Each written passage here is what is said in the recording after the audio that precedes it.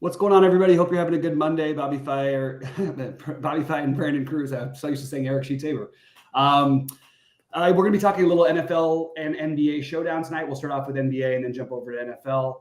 I have not decided if I'm going to play anything yet in the NBA. There's some of these projections that I feel very confused by. So I guess we'll get into it pretty quickly. Brandon, always good to have you. Glad to be doing this. And you've been red hot with the NFL. The last two shows we did, I think we literally gave out the best information we possibly could have. So you nailed it with the Tim Patrick last week and won some money. So what are your thoughts on tonight in the basketball and football and just sort of how things going, man?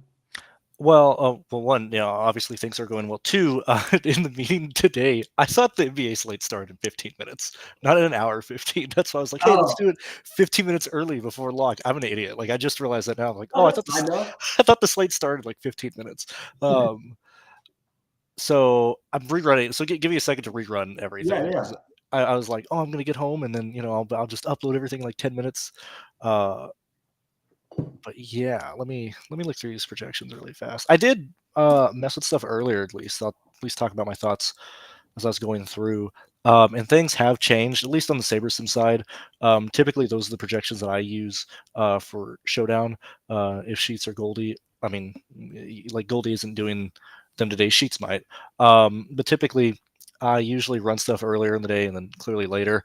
Earlier in the day, we had Towns higher projected than Scotty Barnes by like 2 or 3 points earlier today. Now it's flipped again to where Scotty's higher projected, which I was already manually moving that down. I was moving Cat to at least like the second or third highest scoring guy in the slate.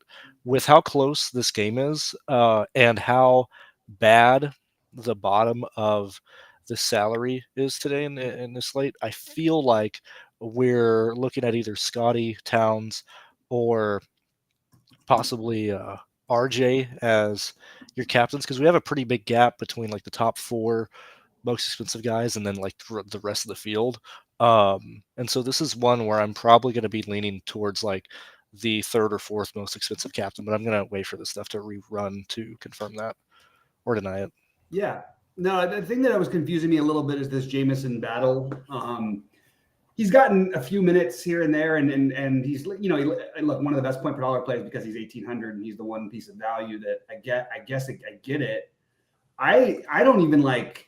I was looking at the NBA.com. I actually had to go back and research. I was like, I know his name and everything, but he wasn't even on like the player list of their top 13 guys. So I was really confused by that for one thing. And I'm not saying you should be playing him in the utility or anything, but he is one of the cheaper pieces. You could, if you wanted to play he and Davion, you could kind of do whatever else you wanted.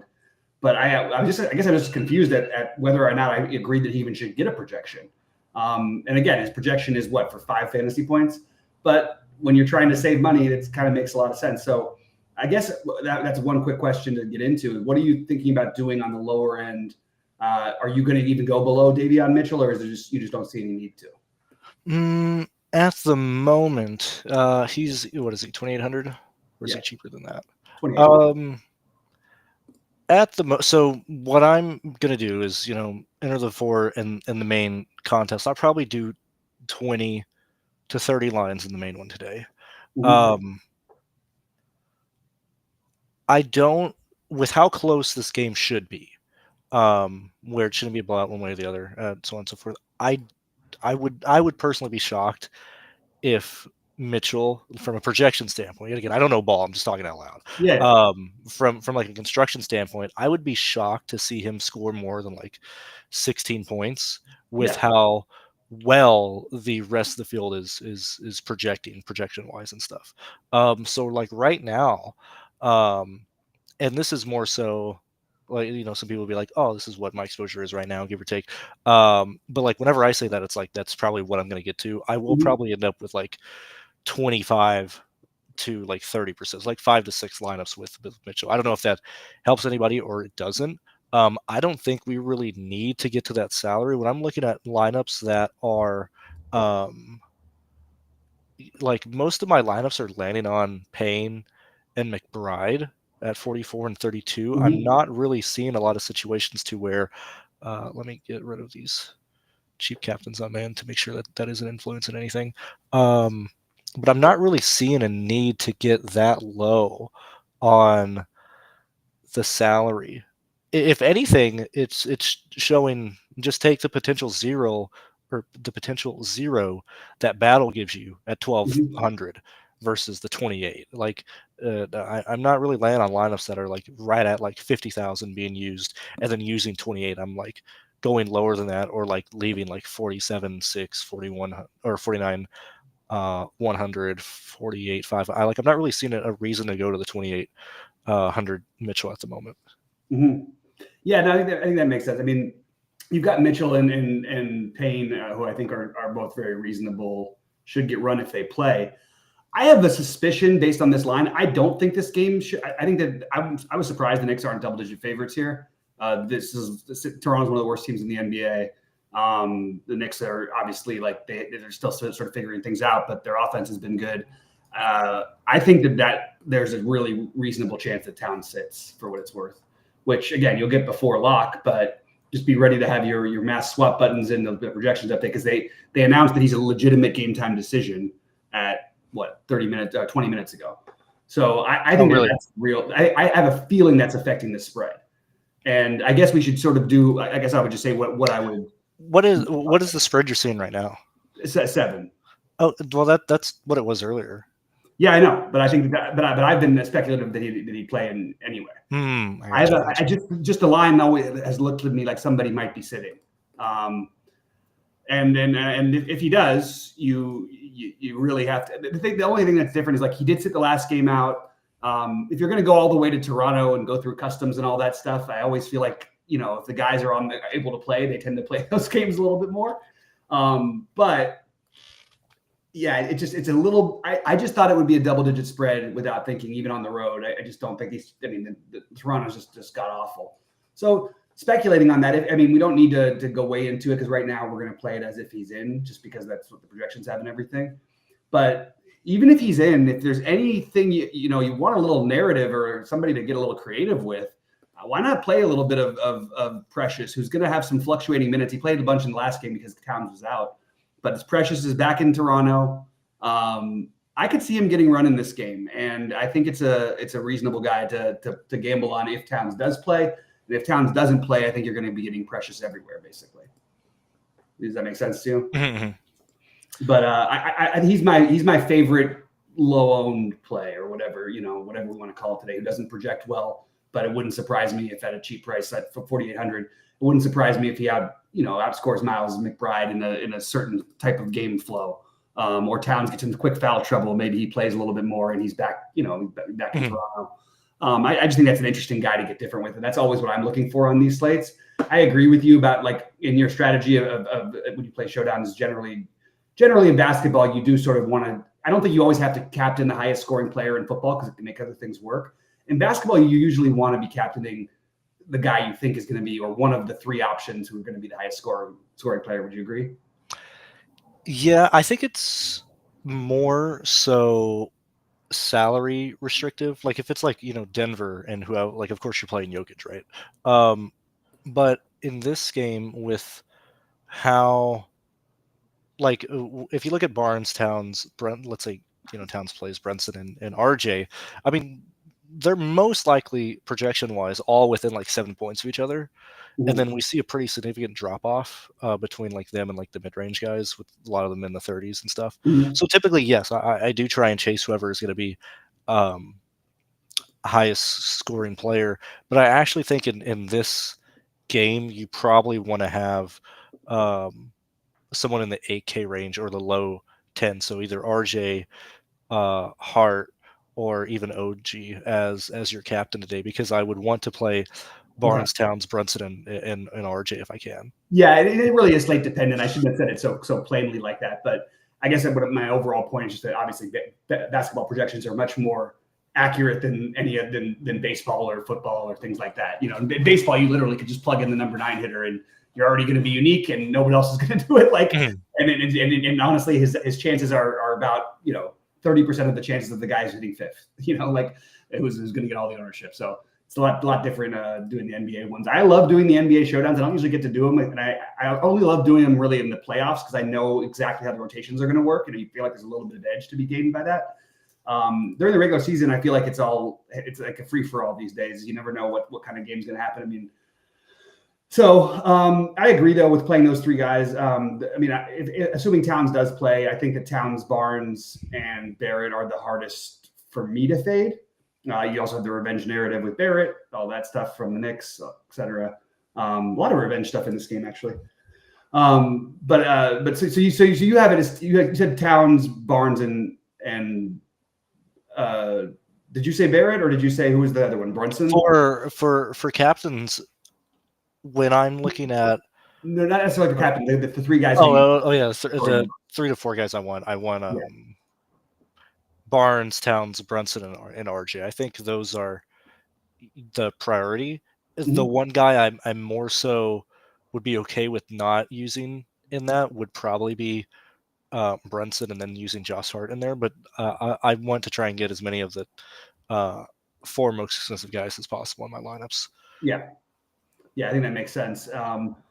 And just for fun, I threw one lineup in today, and I am throwing in Jamison Battle just for fun, and Precious Achiuwa is in that lineup as well. Just again, it's a few dollars, what, $3? I'm not really going to pay much attention to it, and I can just sort of mostly focus on football tonight. What are so I in the mid tier, I like Hart the best. Well, it's again, you have the little revenge thing for Anunoby. Also, you can make a case for that. Where do you stand with those two between Hart and Anunoby? So the more I run things and look at stuff, I think I'm actually probably going to play Hart as the captain tonight. Mainly due to the fact that those Hart captain lineups seem to be having a potentially much higher ceiling than a cat or more expensive captain lineup. And so for me, Hart is probably looking like my favorite play in this game right now. Mm-hmm. I like Anunoby just again because I'm a sucker for narratives. So I'll take Anunoby going back to Toronto also. I mean, like when you make trades with it, that's what happens. You have all the players on the opposite side. And I like both. I think how do you have it ranked between like Anunoby and Bridges? Because they're basically the same price. Let me look.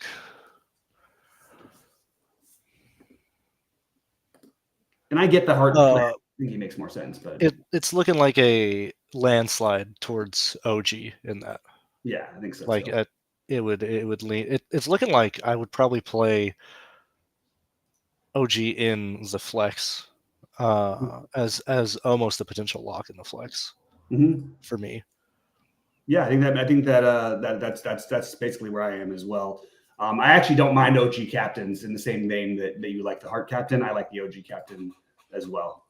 Yeah, my last run here, because usually I can do this in about like 15 minutes most of the time. So I'm like doing pretty much my last one to compare these up until we get the cat news or whatever. But I actually do want to look at the Hart and OG lineups head to head, and that's what I'm going to do really fast. Because, as I said, as I look at this more and more, I think this is an NBA slate that you probably don't want to play the most expensive player in the captain, or at least like the potentially like 3 most expensive guys in the captain. Yeah, and it's not like we've got awesome value. Like we mentioned the value, it's none of that's all that exciting. So it's not like we have some cheap guys that we can throw in the flex to try and make it work with those guys as captains. So I get that. I think that I like the middle range, and I actually think that the way I'm looking at it now is I'm just gonna play Anunoby as a captain in my one. He's gonna have low enough ownership. The price is reasonable. He's shown more of a ceiling this year, and he's been really, really good lately. And I like this matchup. It's a great matchup. Toronto doesn't play any defense. They turn the ball over. It sort of suits his skill set really well. So that would be my take would be to play the OG as captain. You like the Hart idea. I like the OG. What else before I think Sheets is probably going to pop in with us. Hopefully he will. Let me just double check my phone. What else should we talk about in regards to this game? Is there any other plays we haven't mentioned that you're a little higher on? Well, now that I'm at this point, let me actually see where I'm going exposure wise with the like value. Like, where is everybody actually following it at? Make sure everybody's in play. Okay, so incredibly rare for an NBA Showdown slate to not have any player projected to be more than 50% owned. That's really weird. yeah, I think it's because everybody's projected so close together. Yeah. Which, like, I mean, you know that, but I'm, just speaking out loud. Yeah. It seems to me. Oh, let me get this down. Actually,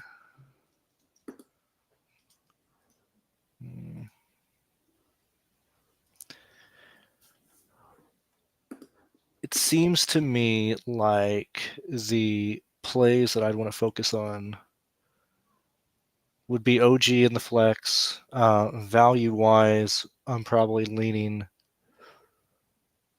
Payne. Probably Payne and Walter are the guys that I'm going to go with, which is probably why I'm not getting to the $2,800 play, because I'm just not seeing situations where I need to play Mitchell at 2,800, especially with him looking at like 34 to probably 40-ish% ownership. I don't really think you need to take that on as heavily as like other people. I'm probably going to be under that number. Like I said, I'm probably going to put like 25%. So just him and 5 of my lines. I think that's perfectly fine. The main thing I'd be concerned about is playing Mitchell with the most expensive players, because I think those lines are going to be heavily duplicated. I mean, we already see duplications like crazy on NBA slates as well, but I think if you're specifically playing Cat or anybody who's expensive, I think you should try to avoid the $2,800 play. Yeah, I agree. I don't mind. Actually, you know what, though? The one thing I would add about Mitchell, he does tend to play a little bit more in these games where you have the, elite guards, and Brunson certainly qualifies because he's a good defender. Mitchell's maybe one of their very few good defenders. So I could actually see him getting like a little bit more run than Walter tonight. I think he's probably, what are they projected minutes wise? Very similarly, I would imagine. Got Mitchell at 21.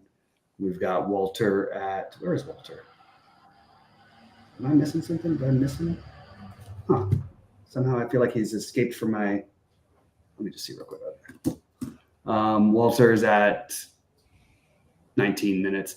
I think Mitchell has upside to play like 26 minutes tonight. So I'm a little higher on that play if you had to go there. But I get the construction doesn't necessarily have to take you that direction. I'm trying to think of how viable that, like 12, let's just say, screw the projections. What has he been scoring lately?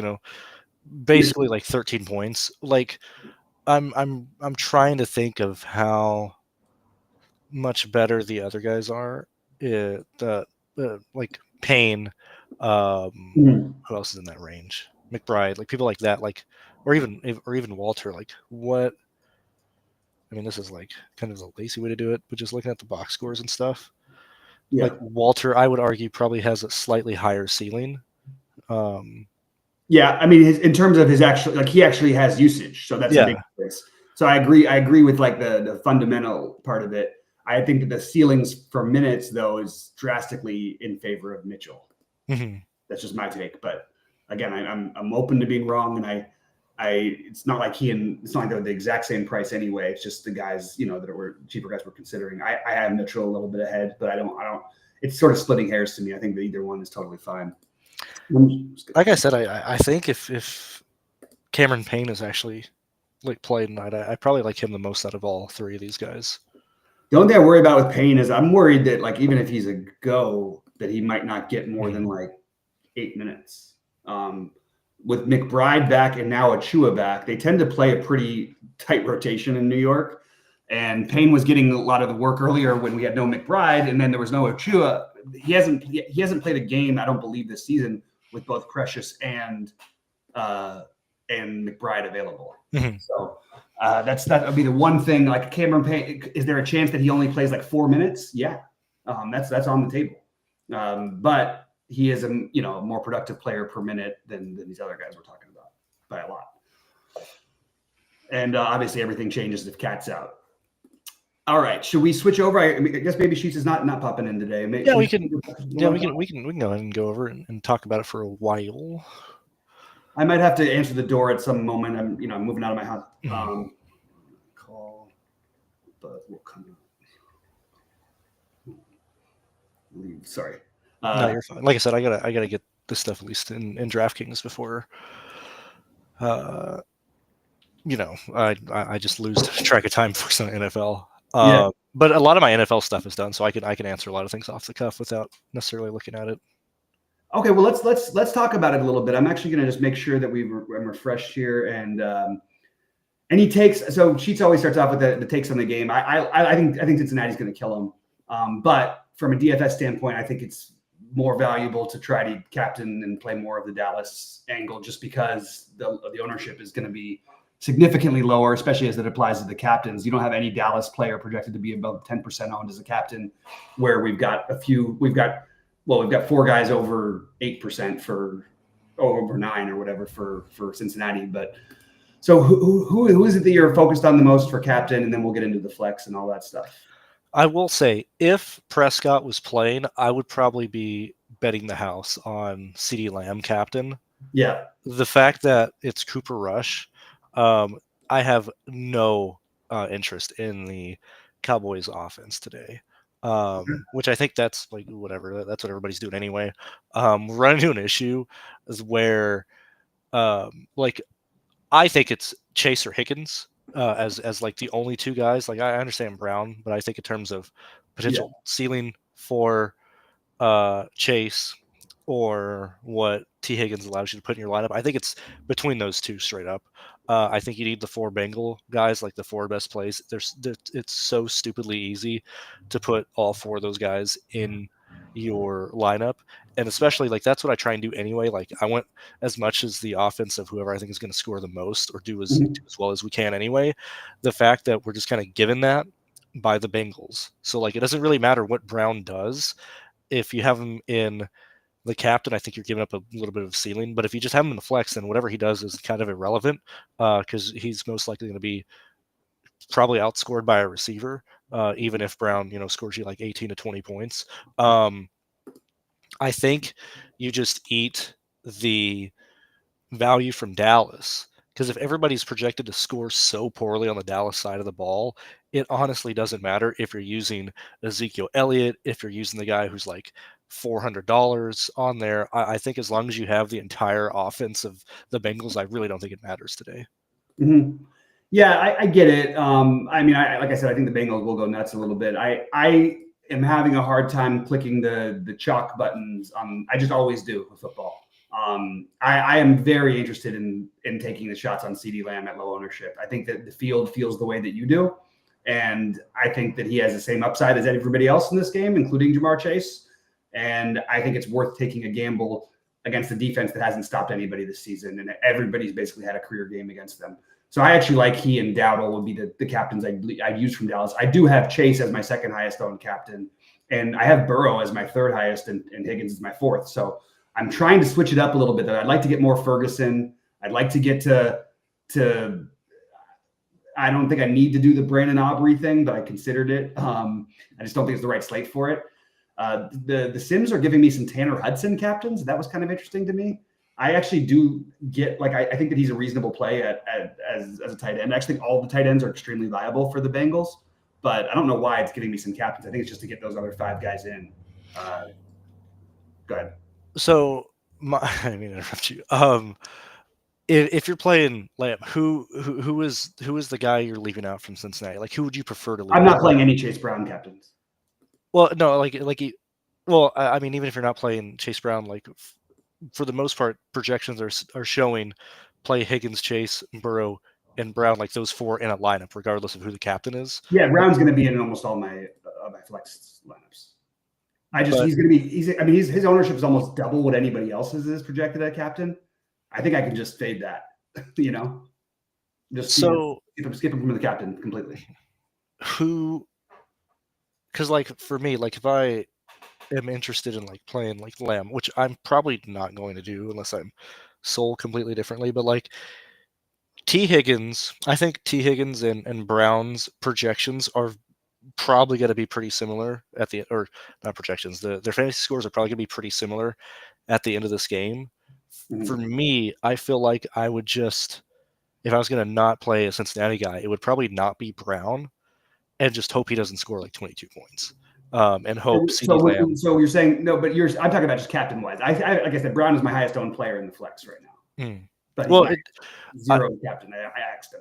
I was more so like who like if you're playing Lamb, like who is the guy from Cincinnati that you're most likely not using, or are you just letting optimizers and stuff kind of decide that for you? Yeah, for me, it's.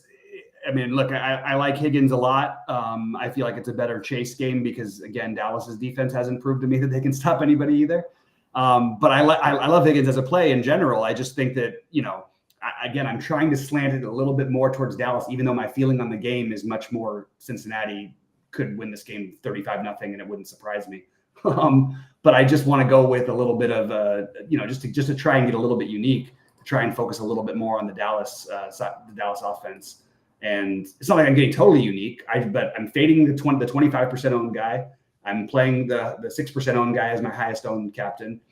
That's good enough for me. But the one I'm leaving off the most would be Higgins in the flex. Chase is I like Chase. I think Chase Brown is too sure fantasy points. Like I don't want to get rid of that. Whereas I could see the Bengals having a great day, and one of Higgins or Chase, more likely Higgins in my opinion, not having the game that maybe we expect them or would want from them.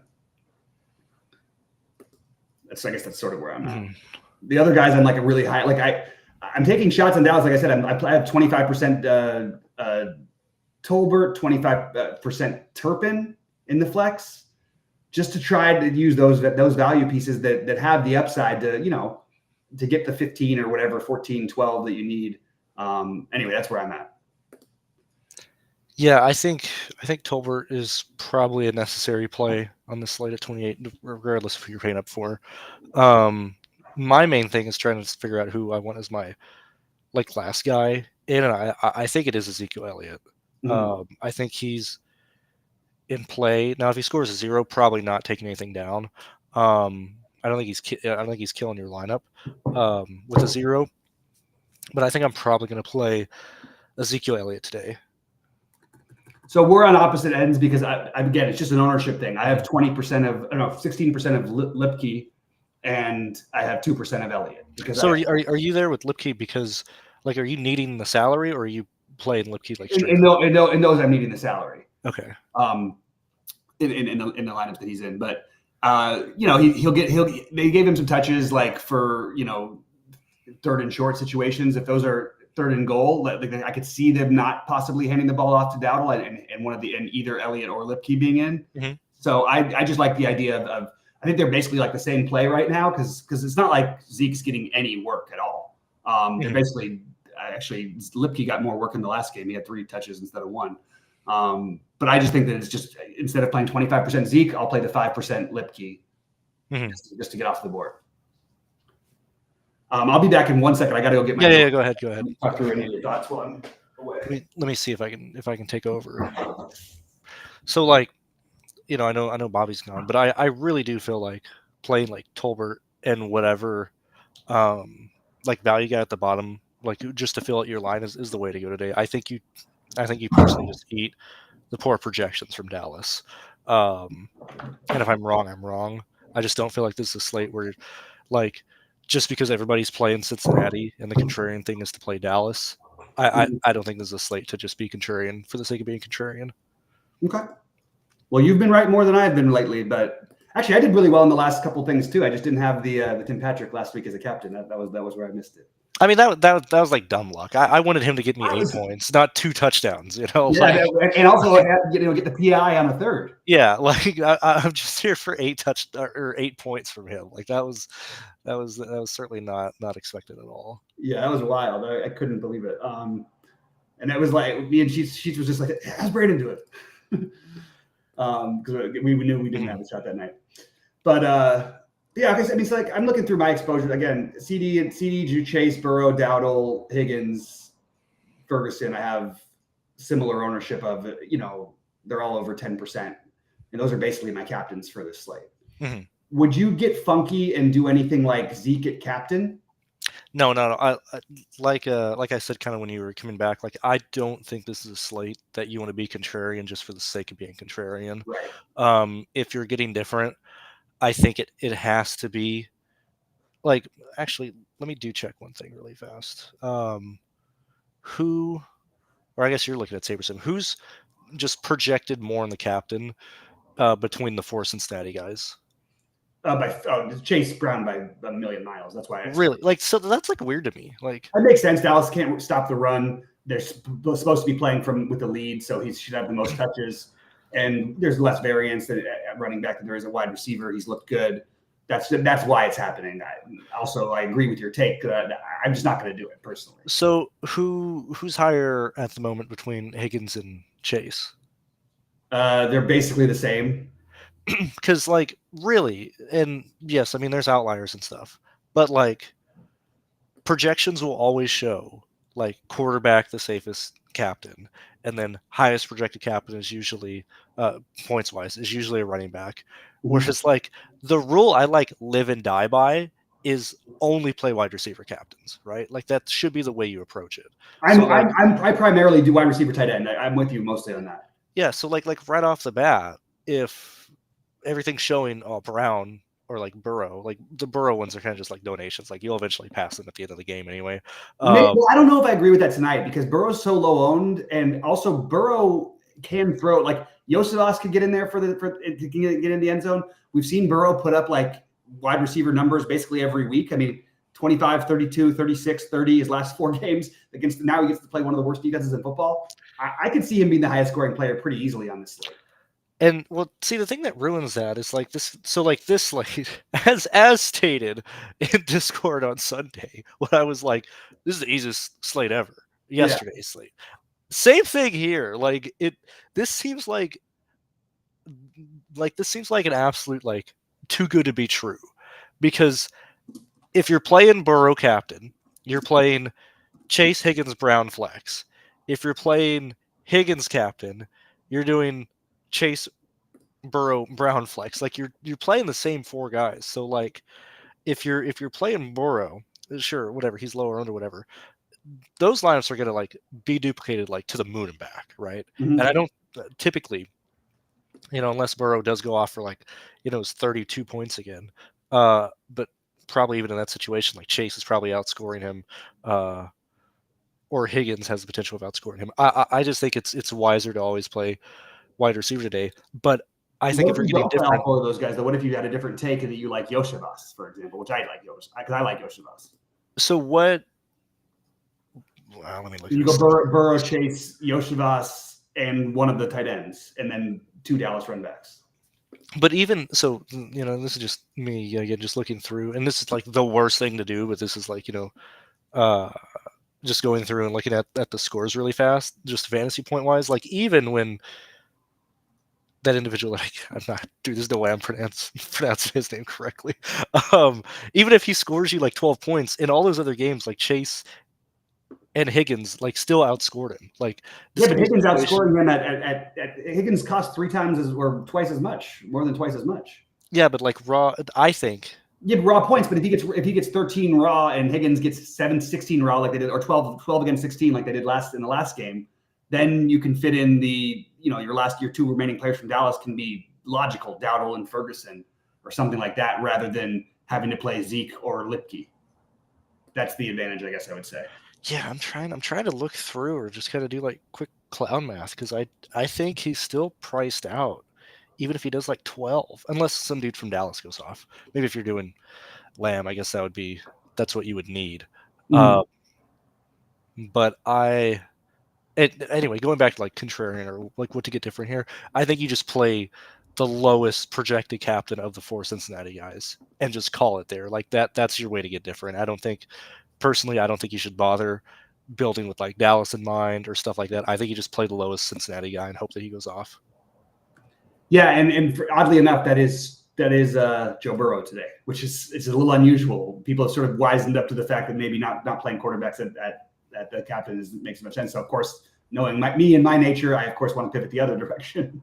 I don't know. I mean, you still had like 28 play Patrick Mahomes last night, and then like you had like 18 or whatever it was last time. Like last night's a great example that like you're still just jamming in quarterback. Now that was more of a price dependent thing, but let me just look fast. What like last night you had Herbert at 14 and Mahomes at 17. Like that's still that's still nearly a quarter, if not a little bit more, of the entire GPP going to quarterback captains. Yeah. Whereas, Quentin was at 6.8. Like, I would just always prefer the wide receivers, even if quarterbacks are at 12, or if quarterbacks are like 16, 15, 18% ownership, and you get a wide receiver at 12 to 11, I will always prefer the wide receiver there. Mhm.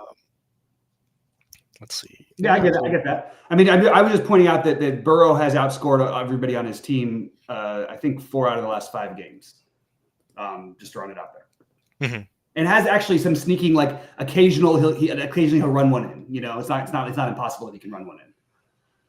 But in general, I like the strategy part of it. I'm on the same page. I just have a little bit of a different take about the Burrow specifically, and maybe I'm just talking myself into it partly because he was lower on than I thought he was going to be, and that always makes me sort of put my head up and go, huh. Where are you at? You don't like the Dallas guys, but you're going to play. You're talking about the cheap ones.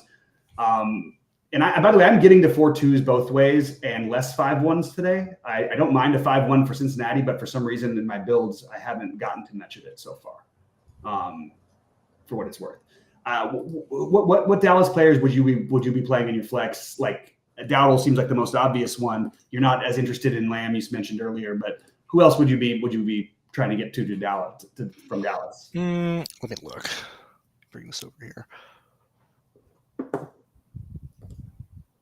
Let's see. I don't know. It's actually Ferguson, probably. As I look back, I was like, dude, this team is terrible. It would probably be Ferguson. Yeah, I like the Ferguson as well.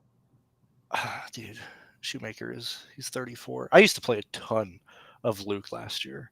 It would actually probably be him over Ferguson. That's interesting. Last year I played like Luke in like any like Dallas Showdown there was for like $800 whatever. He does not seem to have a good rapport with Cooper Rush. Actually, especially what happens? We're going with 3. I would. So yet again, I feel like I'm doing just dealing with the bottom of the salary here for my Dallas guys. I think it would be worth prioritizing Luke. This could be the genius play of the night if it works, because he's going to be like completely unowned. He's got a projection of 1. I think that's just horribly inaccurate at the moment. Well, it's hard to know because with Ferguson historically does sort of just have the entire world to himself when they're both active. Mm-hmm. Ferguson's considered elite level, but I actually think Schoonmaker's underrated, and I like this idea a little bit to try and force a little bit of that in. Yeah, I think he's a phenomenal. Now I am biased because I have a best friend who knows him. Oh, so I do root for him. Ironic because they both went to Michigan. Yeah, nice. So of course, I've probably paid more attention to him than most people did last year and everything. But for DFS, I've played him in nearly most Dallas slates, and he's usually, like I said, he's usually never owned. And I forgot he was on the slate. So it would probably be him or Dallas tight end would probably be the person I would prioritize, whether it's Ferguson or him. Okay. That's probably where I would go, especially head to head between him and Tolbert. I think Luke is probably where you would want to go tonight. Oh, okay. I love that. This is a good take. It's a hot take for sure, because I've got his ownership projection in the flex at 0.97.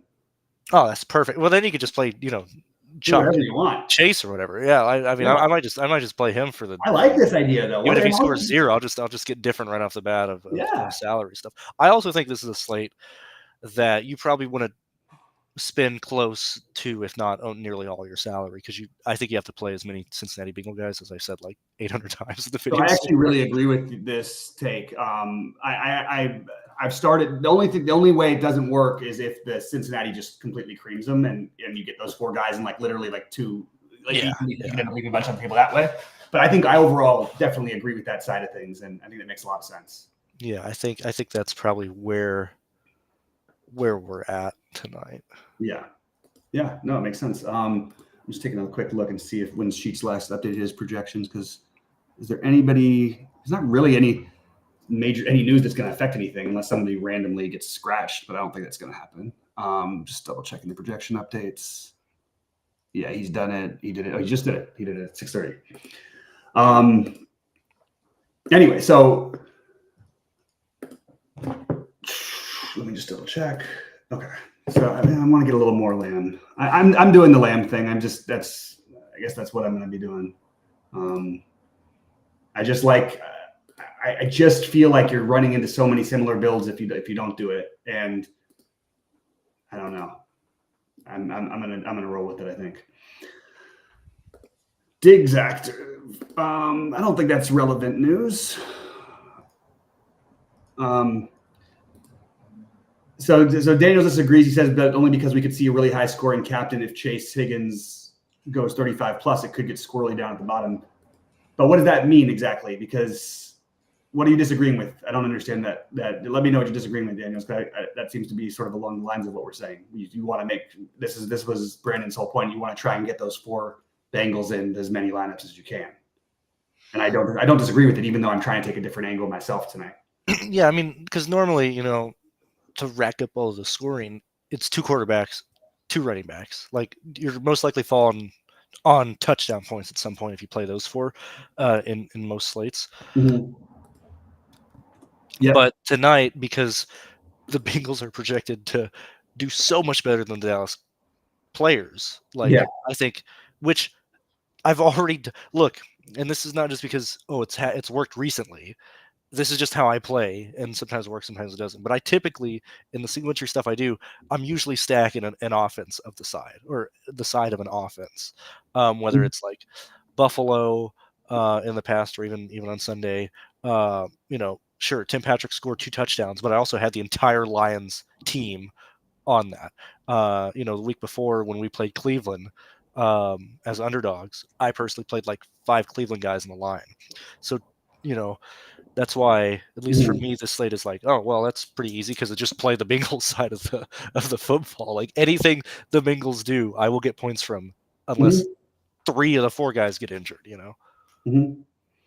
Yeah, and when we're not saying, and by the way, leaving some money on the table leaving money on the table is always a funny like thing, because it's like, yeah, you're still going to leave like 1,200 or 1,800 in certain lineups just by the way things work out. But I wouldn't be like, I often in these games that are kind of the crummy ones where they could get ugly, I'm willing to leave like up to 10K on the table in certain spots if I really, I also think that if you're gonna, another contrarian, if you want to go Bengals, I actually don't think if I was playing 5-1 with the Bengals, I probably would want the Bengals defense in there, because that could easily be 10 plus points in a thing, which they're cheap enough. And then you play whichever Dallas, you could play CeeDee Lamb if you play Yosevas on the Bengals side. If you could play Dowdle, if you play, I think you could play Dowdle depending on who you captain. I guess along the same sides of maybe where I'm different. I think Dallas doesn't score over 20 here. Now, yet again, I don't really put much time and effort into thinking of what people project a game to score, because like that just whatever somebody's thinking like in their head or whatever. But I just got a feeling like Dallas doesn't score really at all today. So that's probably another way to be contrarian is get Bengals defense in there over one of their offensive players and just hope they sack Cooper Rush like 7 times. Right. Like I said, I just hate the Dallas side of this game. Even like Rico, like I don't think Rico scores well. I honestly would not be shocked to see this be a blowout. That's what my thinking is, but I'm trying to go against my thinking for a change, because I want to get against I usually like to go with it, although, oh man. But I wouldn't be surprised at all if the Bengals do kill him. And on that, along those lines, there's some questions about Khalil Herbert. I wouldn't play Khalil Herbert like instead of Chase Brown, but I wouldn't mind ending up with Khalil Herbert and Chase Brown. Right? I also want to add really fast that Cat is active tonight. Oh, he's in. Okay. So I don't have to change anything. I don't know about Payne. I'm sure that'll come through soon, but Cat is active. Nice. Okay, that's good to know. Or available, rather, whatever term they use in the NBA. Yeah, available, ready to suit up. Yeah, like what? Like, I love the best is the minutes monitored. Oh yeah. Okay, and that could be 12, that could be 18, that could be 28. We know it's not probably 32, but maybe it is. I mean, I'm monitoring his minutes too. Is he on the court? Is he off? Like, Right. All right, I'm gonna go grab my door again. Sorry, real quick. I think we probably can get out of here pretty soon. I'll be right back in just. Yeah, go ahead. Past that, I do appreciate the 43 guys being here. It has been fun doing a lot of the showdown slates with this many people there, and being at least successful at some point. But if you have anything else that you want me to look at or us talk about, like go ahead and put that in the comments really fast. If not, we will get out of here when Bobby comes back. I do want to go over just really fast my last exposures for NBA. Yet again, this is going to change if I want to wait for the news on Payne. But right now, I'm going to probably have of the expensive guys. Where are we at here? I'm probably going to be at 40% Towns tonight on this showdown slate. Towns is probably the guy I'd want to be underweight on from a build perspective. Now, yet again, I'm doing 20 in the main. So like that's not huge, that's like 8 lines with Towns, but I think Towns would be the one guy you'd want to be underweight on from a build perspective today. I agree with that. But yeah, I think that's about it. I don't know if we have anything else in chat. Let's see. Dallas D, but Japan doesn't completely break York. It's free field. I don't think York is a bad play. I don't think either of the kickers are bad. I mean, if I'm going to play a kicker, it's going to be Aubrey, but I don't mind either kicker. I'm not trying to go out of my way to get them though. If I ended up with it, great. And Justin's asking, do you like 1-5 builds with a cowboy up top? So he's talking about like running 5 Bengals, but using 1 cowboy as your captain. It would have to be Lamb, but I don't know how you do that successfully with how expensive the Bengals are. Like if we're talking about that from like a build perspective, if we have a cowboy and the captain, okay, what is that causing? Okay, so it would either be, at least the obvious plays there would be like Rico, he runs in like 3 touchdowns or something. Yeah. Or Lamb scores a bunch of short touchdowns. So like he scores like 2 touchdowns for like, and he ends the game with like 40 yards, right? So it's not enough to carry Cooper to being needed in your lineup. So it's then still like a Bengals slaughter, and then just one off, the Dallas guy scoring literally everything. So I think that's very unlikely due to that construction or due to that logic of what would have to happen to have that outcome play out. Mm-hmm. Right.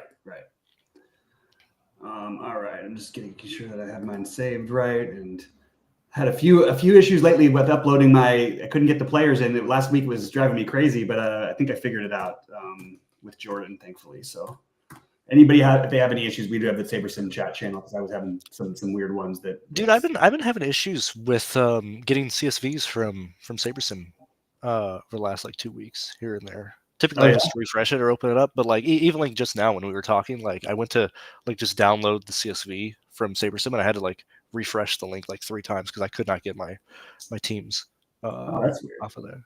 Huh. I mean, I just assume because everybody's using it. It typically only does that like right before lock when there's like 10,000 people or whatever, burning their servers down. Right. But I have seen that more and more lately. I don't really know why, but that's not my answer to find out. Yeah. No, it is weird. Let me see something real quick. Oh my God, is it the worst if you? It is weird when you try and hand build today, because I did it earlier, but then I went back to just regular, like going through it puts you in some funny spots, because you're right, there is a lot of these guys are expensive. I think that's why I was getting the Tanner Hudson thing as much as I was. Lamb, Lipke, okay, yeah. Okay. Cameron Payne is also available. Cameron Payne is available. Okay. So I don't have to change anything. Yeah. Thanks, Daniel. It's good to hear from you. And good to see everybody else here. Please click a like button on the way out. And anything else, Brandon, before we get out of here? I think I'm good. I think we talked everything for once. So I can't wait to lose everything on every slate on both slates tonight. Well, hopefully somebody can take something down. If it's not us, one of the people who are paying attention. And good luck, everybody. We'll see you guys at the top of the leaderboards. Yeah, see you guys.